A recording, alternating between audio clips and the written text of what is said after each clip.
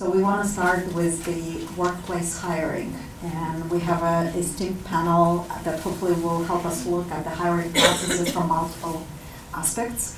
Look at how organizations make decisions, how organizations look at the skills they are in the market for and searching talent for, and how they're addressing and filling those gaps. So we are really thrilled to have an esteemed panel. We made a little bit of change. We moved Anne Koff from the afternoon. We're really grateful that she made all the way to East Coast from West Coast, where the fire is raging and the electrical grid is creating a lot of trouble. So she needs to leave a little earlier, but the message that she had is still applicable to the hiring process. So Anne, would love to invite you. I will introduce the role. So Anne Koff leads the go-to-market strategy and partnership for Foundry College. She has spent her career working to close the skill gap in roles across policy, academia, and technology. We also have Susan Chadick, who is the founder, CEO of Chadick Advisors, a transition advisory and career coaching consulting firm with 30 years of executive search and corporate HR experience. And I've known Susan forever. She was my guide, and she placed me in one of my previous roles. So the advice and the guidance that I've gotten was tremendous. And she's not only advising candidates or advised candidates for over 40 years, but now she's helping people in transition and moving into the next phase as well. I'd like to also invite Binwa Sethi, who is the Senior Talent Partner at ADP, providing leadership on the full talent lifecycle, including identification, onboarding, development, and advancement of talent within the global function and a business unit across Brazil, Romania, India, and Philippines. And would like to also invite Manon DeFelice, who is the founder and CEO of InkWell. The company is disrupting the outdated traditional executive search model by empowering new pools of the best talent through flexible jobs and quality referrals from its elite engaged community. InkWell is diversifying senior teams to create the workforce of the future. And last but not least, I'd love to invite Bobbie Carlton, who is going to be the moderator of today's panel. She's the founder of Carlton PR and Marketing, Innovation Nights and Innovation Women, an award-winning marketing, PR, and social media professional who has helped more than 1,400 new products launch and connected more than 1,000 women to speaking engagement. What hooked me up about your mission is no manels. So no panels with men only, and let's face it, how many of those scenes unheard. So with that, take it away. All right. We have microphones. Great, thank you very much. I think we have microphones for everybody. I'm one of those people that takes all my notes on my phone, so if you see me over there, I'm taking notes. I'm not doing my email. But thanks all for having me. Thanks, Stella, so much for inviting me down. My office is in Boston, so I've been training back and forth. And we have an incredible panel here. We had the privilege of sitting on a phone call with them and listening with my mouth open, so thank God it was a phone call, not a video conference. I'm going to have each of them introduce themselves because they will do a far better job than I will. So maybe we can start right at this end and do a quick introduction, let everyone know what you do and kind of where you're coming at this from. Absolutely. Hi, everyone. My name is Anne Koff. I lead partnerships for Foundry College, which is a new approach to education for the future of work. My background is in government policy at the State Department in research and in 3 education technology startups focused specifically on industry-based skill development interventions and curriculum design, but also in the pedagogical approach to overhauling online learning. There has been this advent of MOOCs and online classroom technology that has enabled people both of traditional college-going age, but also throughout their lives and careers to seek out new skills and knowledge. But the modality of teaching via most online platforms really doesn't meet people where they're at in terms of how they learn best, but also in terms of the content that's actually relevant to advancing their careers. So at Foundry, our founder, Stephen Coslin, is a cognitive neuroscientist. He's on the faculty at Harvard for 30 years and then later at Stanford, and is really a leading expert in the science of learning. He's designed a curriculum that focuses on the core skills that we have heard from hiring managers and employers across industry areas as being essential for a variety of functions, and that are ultimately automation proof. So things like critical thinking, creative thinking, judgment, context, practical problem solving. And yes, 3 different courses on learning how to learn in different contexts with different practical applications. So that's where I'm coming at this from. Terrific. Hi everyone, I'm Susan Chadick. I think you can understand my perspective if I explain my career in 3 parts. So I started as a corporate citizen, working for American Express in the early part of my career. And I worked in human resources, primarily in staffing and being an HR generalist. So got a very good sense of corporate thinking and what hiring managers wanted and how organizations behaved and how individuals would thrive or not thrive within them.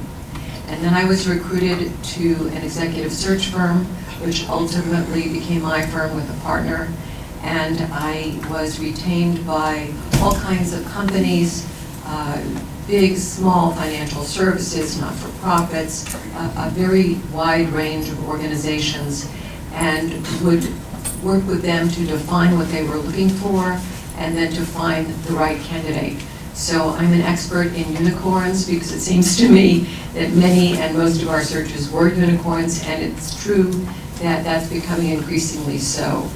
But because of my work as a retained search firm and having to have the client perspective, I find myself being very practical and realistic in the advice I give, and I will counter some of the things Ruth said, not that I don't respect and admire and wish that what she said could be true, but I have to add some caveats in the reality in which we live versus the reality we wish will one day be true.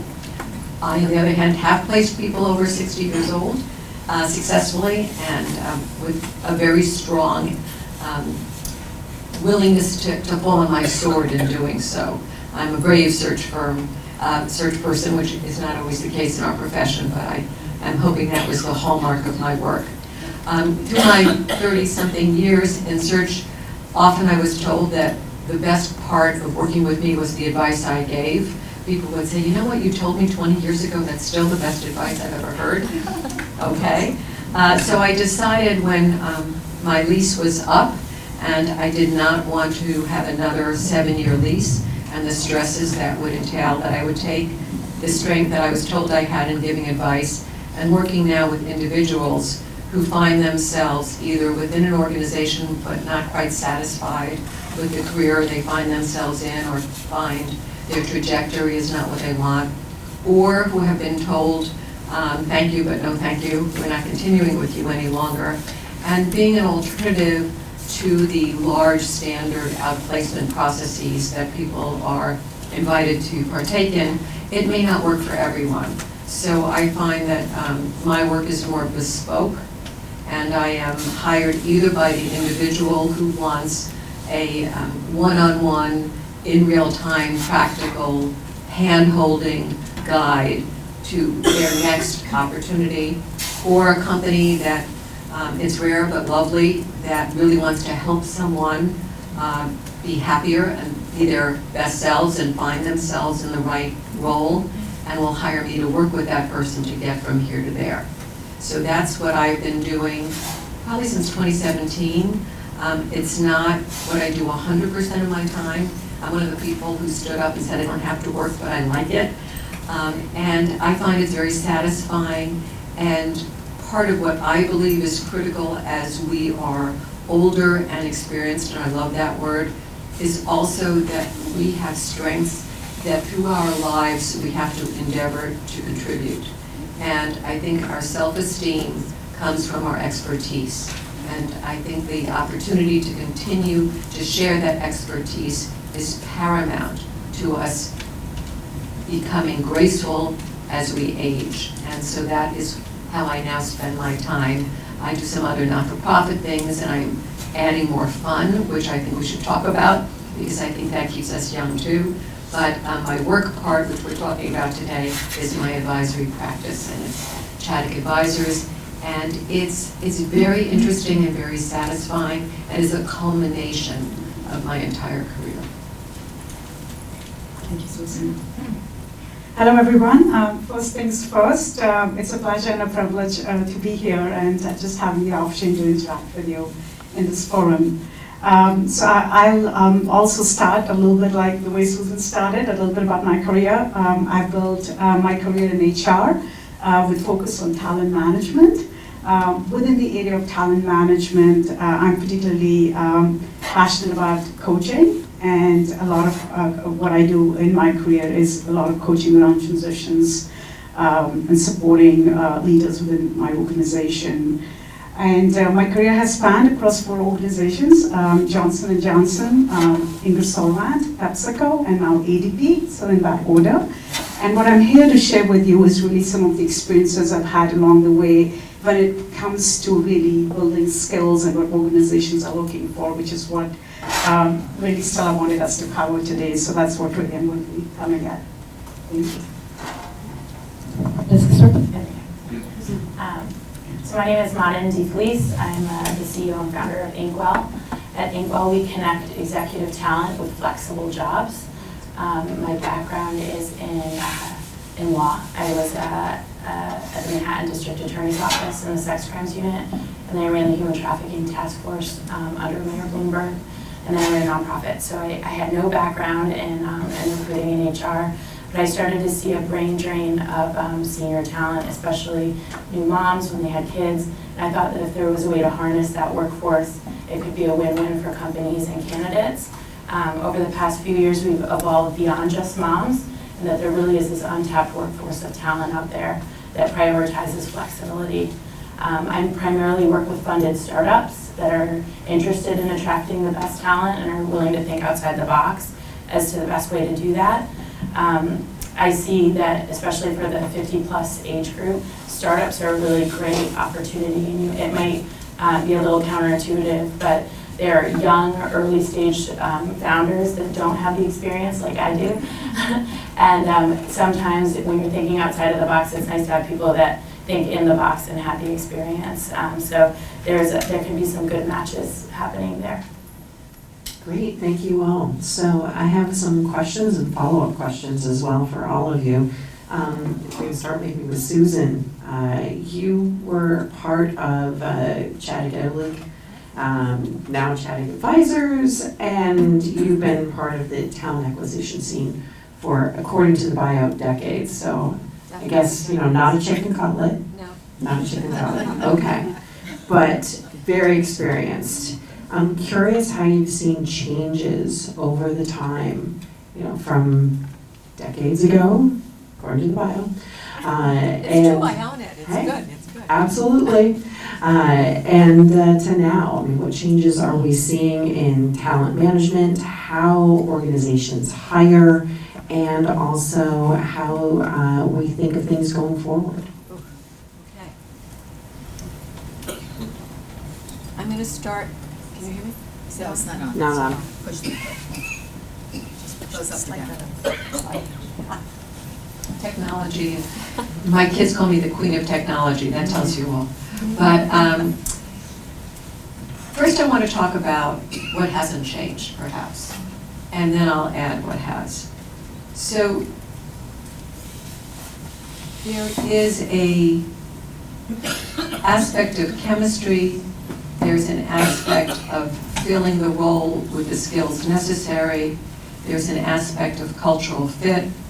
There's an aspect of energy, confidence, curiosity, preparedness, stature.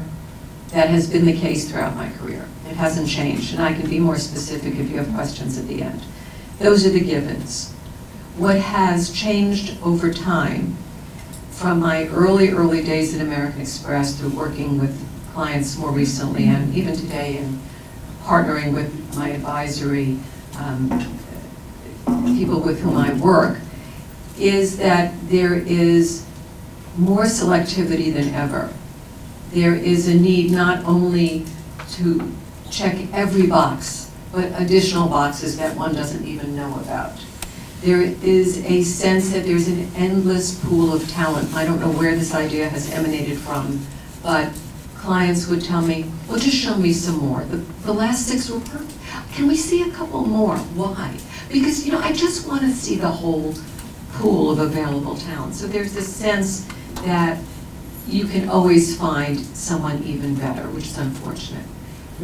There is an increased wish for metrics, for dashboards, for technical skills, for being astute about the latest technology, for having a global perspective, for leadership, for the understanding that working with groups over whom you have direct responsibility or not, influence without authority, are very critical skills, and I have to agree that those are critical skills. And then we layer upon that the either imposed upon or innate understanding that diversity is paramount. So when I started in my career, this was not even discussed outwardly. There was not an emphasis. There may have been some record keeping around this. Those of you who've been around know that we always had to keep records of the pool that was presented. But now it is, and this is a good change, an overt demand, an overt insistence that the pools that are presented represent the full complement of people in the workplace. And so for some part of the population, they are in greater competition than ever before with the rest of the population, which I have seen increasingly over the past decade or so. The idea that this impacts us negatively is not necessarily correct, but it is imperative that we understand that the screening that we are going to be put through is severe. It is, we can't rest on our laurels, we can't rest on our resumes, we can't rest on the fact that we're experienced. We have to understand that playing our best game, leading with confidence and authority and added value is essential from the first interview, because there is a choice and employers are extraordinarily selective. And this idea that it's a tight labor market, I would love the data on that, because I don't think it's a tight labor market at the levels at which the people I have been working with play. And we are finding that the selection process is longer, slower, and more detailed and extreme, with added testing, psychological testing, role-playing. There is more and more of a hurdle to entry in what I see. And maybe, Anne, you can jump in here and talk a little bit about what you're doing in terms of skills and preparing. So we have worked with hiring managers to identify, again, those skills that are similar across functions and industries, but that really make a difference in the kinds of assessments for managerial roles, so for sort of progressively responsible roles. And what we found is that these core foundational skills that you assume are developed in K-12 and college and then in your early career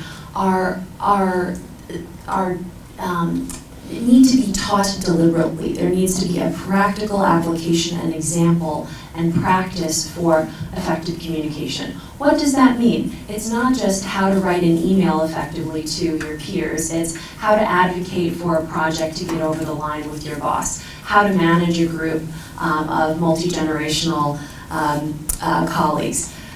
For critical thinking, again, it's identifying the right problem and resource management to solve that problem. Judgment, context, and then how you apply the tools at hand, so the latest technological resources and communication platforms and project management platforms that your company is employing. So at Foundry, our current curriculum is focused on credit-bearing courses.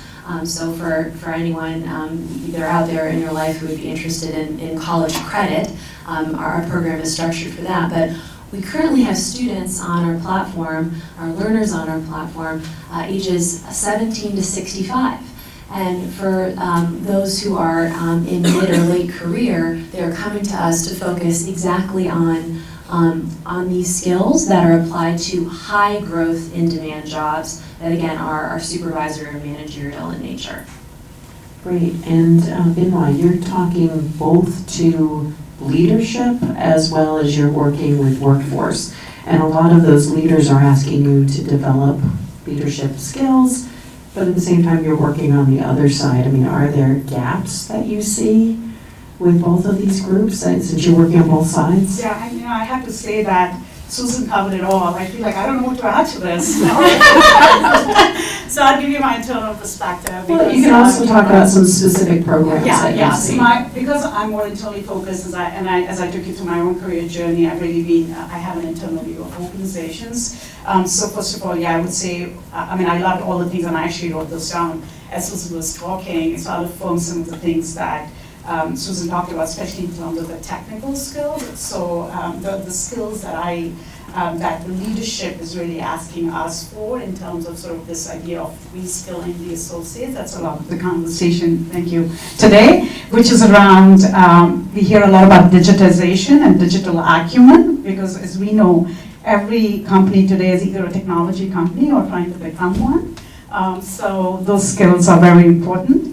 The other piece which we hear a lot about is design thinking, and it might mean different things to different people, but I do think that there is something about that which is very current and important these days, and I think about design in terms of our ability to put structure to something, and of course that's a discipline by itself, but that's something that our leaders are asking a lot about, and as we think about, okay, what are the future skills we need in the organization, and in many ways, future is now.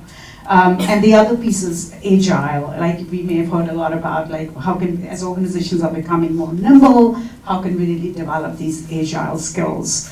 So those are some of the things that I would, as I go deeper into the technical skills, that is something that we're talking a lot about with our leaders these days. The aspect which is more, I would say, is soft skills, which is more around change management, and communication is part of change management. I know you talked about that. I know Ruth talked about sort of this idea of learning to learn, and that's a lot about like curiosity.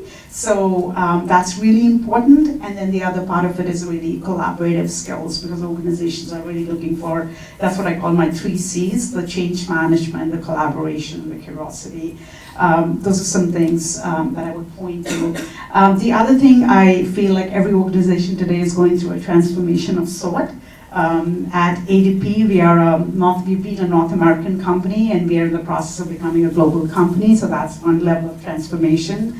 The world knows us as a payroll company, and we are transforming to be a human capital management company. That's another transformation.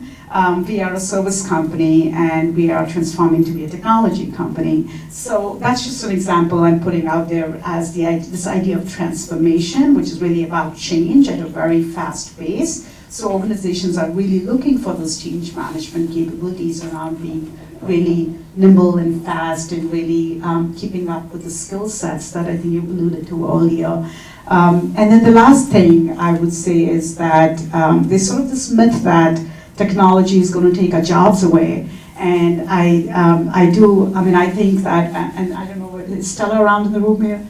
Stella and I were in a conference together this past Friday, and and Peter Capelli, who's one of the thought leaders in the talent space, he talked about this idea, and he gave the example, and it really stuck with me, about ATMs and vending machines, and the ATMs and the tellers, and And back in the days, I didn't grow up in this country, as you may have figured from my accent, I grew up in India. I believe that there was this myth that the tellers are going to go away because now we have the ATMs, and I thought that was a really good example. So I feel like that myth that technology is going to take the jobs away is not true. I think it's really the idea of, we've been talking a lot about deconstructing jobs and really determining, which jobs can be done by humans and which jobs can be automated. And I think organizations are looking for people, and they will continue to look for people who can work better with technology. So it's really more about, can you interact better with technology? Because technology, there are some things that humans just can't do as well as technology can do, even though humans are the ones that created the technology. So this idea that, so I think just looking for skill sets where people are comfortable working with technology and reskilling them so they really continue to get better at working with technology, I think is a lot what we're talking about these days. May I just quickly add, so this has actually been codified. There are 4 dimensions that are automation proof within a job: creativity, specificity, empathy, and management of technology. So whatever you can do to hone or emphasize those dimensions will be invaluable to your career progression. I'm going to add something to that. So I work with a lot of robotics companies, and there's always a huge fear that robots are going to take away our job. Think about robots taking away this job from you next time you put on your mascara. You've got a pointy object this close to your eye. Do you want a robot doing that? No. The more you know about robots, the more you appreciate the human abilities that we all have. I'm going to skip down to Manon down there, and you've made flexibility really your focus and placing executives in flexible opportunities. Number one, can you define what you mean by flexible, and also talk a little bit about that? Yeah, so at InkWell we do 2 things. We do full-time flexible placements in the C-suite. So, for example, we just placed the CFO at Crunchbase, which is kind of like the LinkedIn for startups.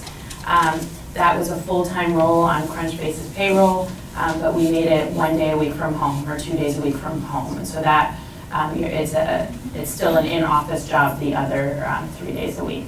That's one example of an executive flexible placement. That can go all the way to fully remote for some companies like Automatic, which is a completely remote company. Or it could be full-time in the office, but you have the flexibility to come in, at the times you want and leave at the times you want. So flexibility on that, it is very much of a matching, hands-on matching between what the company is willing to offer in terms of flexibility and what the candidate is really looking for.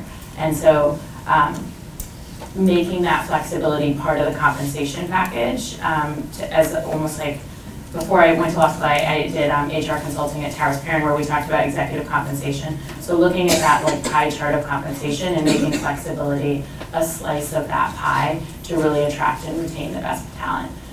The other half of what we do is hourly project-based executive staffing. So if you were an earlier stage startup and you needed a CFO, a controller, a general counsel, a head of HR, things like that, but you need the expertise, but you don't need them necessarily full-time, nor can you afford them. The difference between our candidate pool and some of the candidate pools on like an Upwork or a TopTal or some of these other platforms is that our candidates tend to only want that one flexible job at the number of hours that they've indicated. So that might be a new mom, it might be a retiree, it might be, for whatever reason, they only want a 20-hour-a-week job, 15-hour-a-week job, 30-hour-a-week job. And so those people are on our payroll. The companies pay us, we pay the candidate. And really for that company, you kind of feel like that person is your full-time person, even though they're only part-time, because they are available if there's a fire drill or something comes. And what advice would you give to people that are seeking flexible opportunities? So when I started InkWell, it was really, I was using kind of my network for referrals to try to find companies that were hiring and to match my friends into jobs. And so as over the past 4 years, as we've tried to kind of look at the business model and see how can we scale this. We kept coming, we iterated a bunch of different times, but we kept coming back to referrals. And so what we have at InkWell now is a community of about 4,000 senior executives, and I'd invite you all to please join. But you can bring in a job into the community. And so if you know of a company that's hiring, you can say, you know, I'm not an HR person, but my friend's company is hiring an HR person. I'm going to put that job into the community. And at the same time, you can match your friends for open roles on the community. And we compensate you for that. So instead of hiring a team of recruiters to scale InkWell, we've kind of harnessed this power of our executive community. So for example, we have a director of engineering role open in Chicago for Visco. If you were to match a friend to that job, you'd get $10,000 for that match. And so if you do that once a month, you've got a great side hustle. We're going to become the people that don't need to work? Yeah, I mean, we're trying to sort of disrupt some of those old boy networks of executive search that tap into the same referral pools. And so if we have a diverse network of senior executives, you have those diverse networks. Let's start matching each other and build this workplace and workforce of the future. So I'm going to go down the line and get everybody's advice. So if you can give advice for people that are perhaps, what is it now, over 40? That's when age starts? Great. So the workers or for hiring. So that'd be great. We can start going to Manon. She's already given advice from before. More advice, yeah. Well, my husband is 40 and currently looking for a job, so I'm going to leave that to you. But yeah, I think it's I'm 39, so it's starting to, I'm not the young startup founder anymore. Yes, and actually my husband stayed home with the kids full-time from the beginning, and after 20 years of being home, nobody wanted to look at his resume, so he works for me now. Binwa? Yeah, I would say I have a deep held belief that we need to know what our strengths are and we leverage our strengths. Because I feel like we spend way too much time trying to overcome our weaknesses or development areas, as we call it in HR. That's really a euphemism for weaknesses, but we don't like to say that. So I would say that our strengths are really our development areas as well. So let's continue to get good at what we are, get better at what we are good at. And so whatever we seek in our lives, put our strengths to work. And this is not my saying, this is really Marcus Pickingham who said that. And ADP acquired the Marcus Pickingham company about 3 years ago. So we have been really drinking the Kool-Aid and really deploying a strength-based culture. So that's what I'll go for. All right, and don't forget, folks, we're going to be asking them some questions from the audience. So think about your questions as we go to Susan. So I'm a proud feminist, and I look at things through the female lens because I think we are an amazing community. And I see in my practice, and I've seen in my practice through time, the way in which we carry ourselves and we talk about ourselves and we expect of ourselves compared to our male counterparts. I think that they are not as absorbed with this age issue as we are. They are asked less about it. And I think they can hide it less well, and we can talk about hiding age in a minute because Ruth and I can have a debate and that might be interesting, but let's leave that as it is. I think we have to come in with a clear picture of who we are and own our story. Confident, forward-looking, unapologetic, energetic, positive and proud. And that is the first piece of advice I would give anyone. But women particularly start in the apology. And we don't have anything to apologize for. So I would say that's first. The rest takes work, and I think what I would answer Ruth in terms of some of the things I disagree with, it's all about context. So I don't have an overall answer of advice. It depends what you're looking for, what role, what's the organization, what's the culture, what's the position. You can be different things in different places, clearly. But if you own your story and are clear about your story, and you know what makes you special and skilled and experienced and a force to be reckoned with, I think that's the place to start. And I would add to that by saying you should be unapologetic, we should all be unapologetic about protecting time to continue investing in learning. I make a practice every day of carving out 30 minutes, whether it's for a course or for structured reading or for a conversation with a colleague or a mentor or someone who I cold reached out to on LinkedIn for a piece of advice or feedback. Just for me, not related to my core deliverables at work. So I would say make a practice of structured learning and development for yourself, and don't apologize for it. That's great. So do we have questions from the audience specifically? 'Cause I got a whole bunch. I can keep going forever. And we go over here. You said, and I'm sorry, the InkWell founder. Manon. So you said, and maybe I didn't understand you, that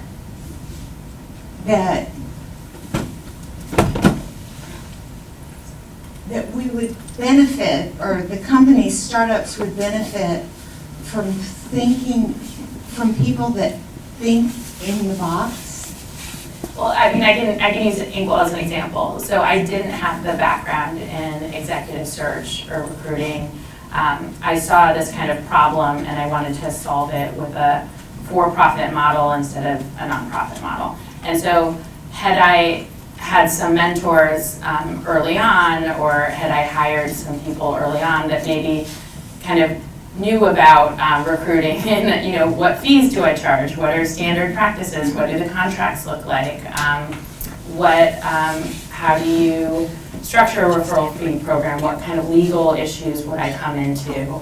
Same with the technology build out. So I built a platform on how to do that, but I definitely needed experts that kind of had been building things like that before. And so and if you think about, let's say, like a shipping startup, right? They would definitely benefit from somebody that had been in the shipping industry for 50 years. And so sometimes matching experts within a field can help a founder that's trying to disrupt in that field at least know what sort of standard things are. Okay, so expertise and thinking in the box is kind of two different things. Well, I mean, I think if just for recruiting, there's kind of a standard way that executive search has always been done, and I need to know how to do that, so I know what to disrupt and what to keep. Okay. We have other questions? We have one in the back. Bobbie, I just wanted one of the panelists to repeat, one of you said something about dimensions, that you with empathy and specificity. Can you just rattle that off again, because I wanted to jot Yes. it down and I missed it. Empathy, creativity, specificity, and management of technology. Does the order matter in your mind, or is it? Oh gosh, well, it's interesting. I met the founder of a startup in London, of course, Manon, who is trying to automate empathy by basically aligning a pulse checker and seeing how your sort of emotion regulation can be mapped. But I think that is easily the hardest to automate. And again, how you engage in empathy across functions is incredibly important for formal power, informal power, etc. Thank you. What do you mean by specificity? So there is this network in Amazon called Mechanical Turk, where you can pay people to do data scrubbing. It's basically, if you have a spreadsheet and you're trying to map addresses, for example, and the address is 605 Scott Street. It could be written out as 605. It could be written out with the full name of street, the small name of street, etc. When it comes to data scrubbing and very sort of discrete specificity, that's something that can be automated. However, when it comes to specificity of context, so context, judgment, things that are nuanced and specific, that becomes increasingly difficult. And there is a summary of a very detailed report on on HBR that covers these 4 dimensions, so I can send out the source for this if helpful. I think we've got time for one more question. I wanted to ask, how do you feel about people who've been displaced out of the workforce, they have now a gap in their resume, and they're actually thinking of doing something completely different, and know they're capable, but their resume doesn't reflect that? How does that work in the hiring process? How do you look at that employee and say, wow, they want to be XYZ, but they've been ABC all these years? I mean, are we limited to what we've been? Sorry for that. Big question. I have just a piece of advice for that. We're trying at InkWell to avoid the gaps, right? So that there can always be a little bit of work, no matter what your kind of time requirements are. But you've seen these like maternity programs come back through. And so sometimes I tell people, you know, if you do have the luxury to kind of think of like, well, what is your dream job? Like, what's your, what did you do in high school when you had no mortgage and nothing to do? Like, what kind of really excites you? And then maybe find that in almost intern. So really go back and work for free if you're able. Even just a few days a week, supplement it with some other money. I mean, that's how I got my job at the mayor's office. That's how I've gotten almost every job in my career, is really starting at a very low level, especially if you're trying to completely pivot into something new. So you get that experience. And when you become invaluable to that company, then they bring you on and pay you. Okay.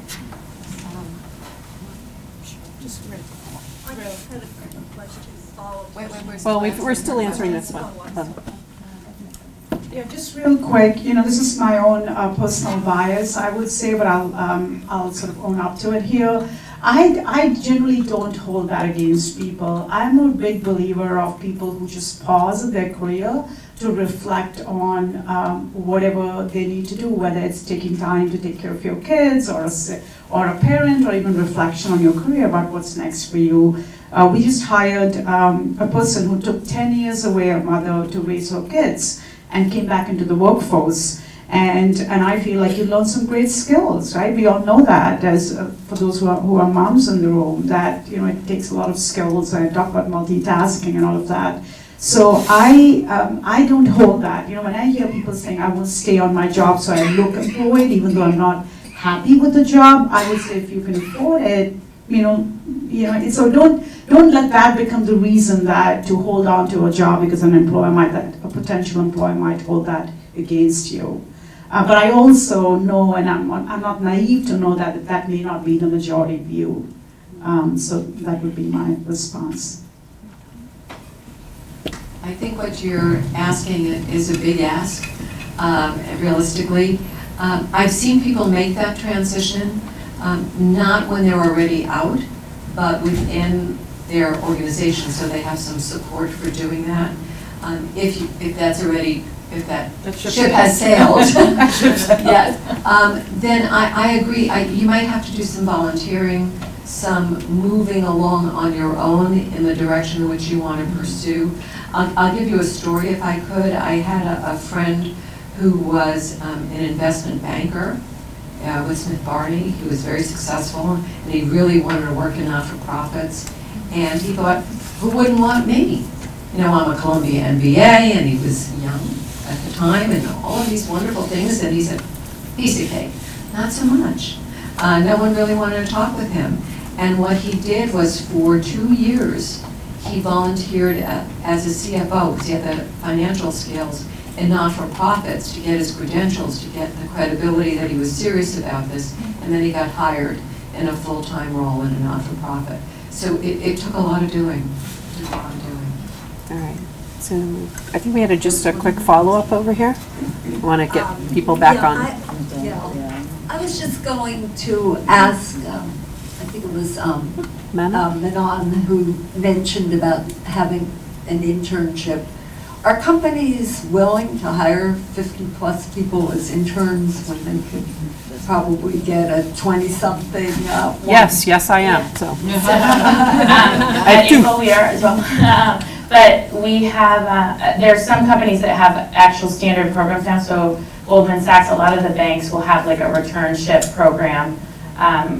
they're selective, you have to get accepted to them, they give you an internship, sometimes there's a stipend with it, and then hopefully you get hired at the end of it.